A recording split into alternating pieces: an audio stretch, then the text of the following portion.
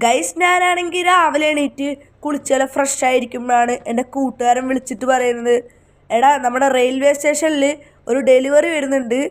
അപ്പം ഞാനാണെങ്കിൽ വേറെ ഒന്നും നോക്കിയില്ല. ഞാനാണെങ്കിൽ നേരെ നമ്മൾ ട്രാക്ടർ എടുത്തു.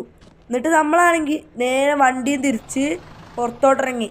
ഇനി നമുക്ക് നേരെ റെയിൽവേ സ്റ്റേഷനിലോട്ട് പോവാം. റെയിൽവേ സ്റ്റേഷൻ ഏകദേശം അടുത്താണ്.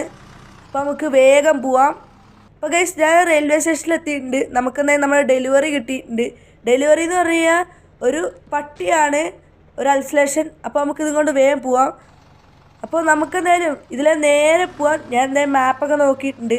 അപ്പോൾ ഇതിലെ നേരെയാണ് വഴി. വലിയ വീടൊക്കെയാണ് കേട്ടത്. നമുക്കെന്തായാലും വേഗം ഇവിടുന്ന് പോവാം. ഗൈസ് ഞാൻ എന്തായാലും ഇവിടെ എത്തിയിട്ടുണ്ട്. വലിയ റിച്ച് ആയിട്ടുള്ള ആളുകളാണ്. പട്ടിയിൽ ഇവിടെ എത്തിച്ചിട്ടുണ്ട്. എനിക്കത് പൈസ കിട്ടിയിട്ടുണ്ട്. അപ്പോൾ ഗുഡ് ബൈ ഗൈസ്.